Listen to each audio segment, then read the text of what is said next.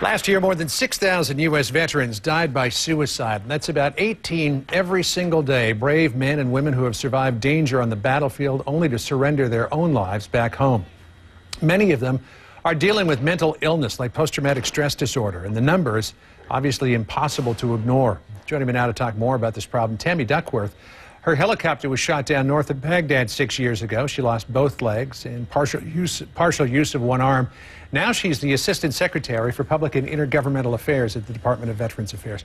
Good to see you again. We both got together for the Fisher House fundraising tournament on Monday just outside of Washington. Thanks for coming in. And thank you and for CNN for being great supporters of that. You know, I spent 9 months in a Fisher House, and my husband was there 13 months, and I don't know that I could have thrived and recovered without that wonderful place. Yeah, raised $625,000 for them, so it was a good day. Yeah. Let's turn to this issue of military suicides, because it is such an important and such a tragic issue.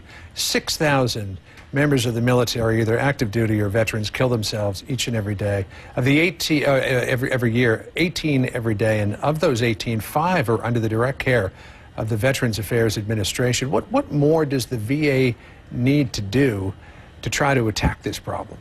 You know, John, I'm so glad you brought this up because it's such an important issue.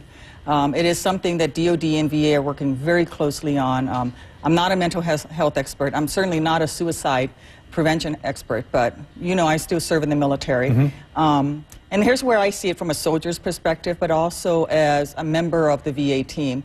We need to do more. We need to have better dialogue that takes away the stigma of mental health issues. We also need to increase access. In VA, we now have over 20,000 mental health experts across VA, led by people like Jan Kemp, who's really a leading voice in this issue.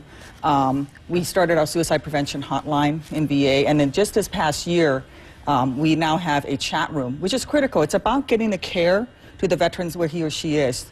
Right. Congressman Harry Mitchell, who chairs the House Subcommittee on Oversight and Investigations for the Veterans Affairs Committee, is pretty critical of the VA. He wanted to have a hearing last Wednesday. He asked you to attend. The VA indicated that you were not going to come. Why wouldn't you comply with the request? Well, actually, the hearing was on suicide prevention, outreach, and advertising, and we wanted to send him the expert, somebody like Jan Kemp. I'm always happy. I've testified before Congress many times. Yeah, but sure. He still wanted to see you there, though. And I'm happy to go. I want to make sure that we have a good dialogue about suicide prevention and what needs to be done. And to do that, you know, I can speak from layman's terms. We can talk about the fact that anybody that attempts suicide, that's not acceptable. Any veteran that's waiting for care, that's not acceptable. But we need to do more as an organization, we need to do more as a society. And so that's why we wanted to make sure that we had the right people there to answer those key questions of how do you increase suicide prevention among this population. In canceling that hearing, here's what Congressman Mitchell said. He said, quote, "Many of our returning veterans and those who served in past generations bear wounds that can't be seen and are difficult to diagnose. We can't wait for them to come to the VA. The VA needs to go to them, be held accountable for their action or inaction, and be transparent with the progress of their efforts." He says to him, clearly you're not doing enough here. We are not doing enough. Our society is not doing enough. But we're doing more now than where we were a year ago.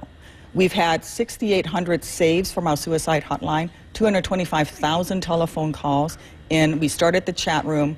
I still, you know, personally, when I watch too much news coverage, I still think of and dream of Iraq. Yeah. And so we have to have this real strong dialogue in our country about mental health and what we need to do. I talked to Steve Robinson, who you know well from Veterans for America. He says that one of the big problems is the handoff from the Department of Defense to the Veterans Affairs Administration. There are these warrior transition units at Army bases across the country. They have been criticized roundly by some people. There was an article in the New York Times last week that said this of the warrior transition unit at Fort Carson, Colorado. For many soldiers, they have become warehouses of despair, where damaged men and women are kept out of sight, fed a diet of powerful prescription drugs, and treated harshly by non-commissioned officers.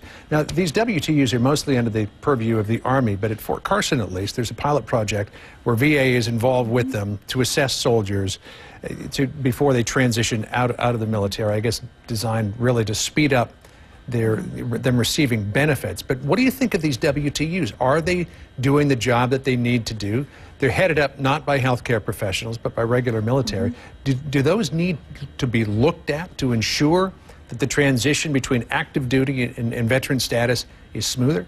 Well, I think whether that organization falls under DOD or anything that falls under VA, we need to keep close eyes on this, because this is our most vulnerable population of veterans, which is the ones who are not doing their mission in combat but are waiting to transition. They have a health care issue, they may have mental health, they may have a physical wound as well.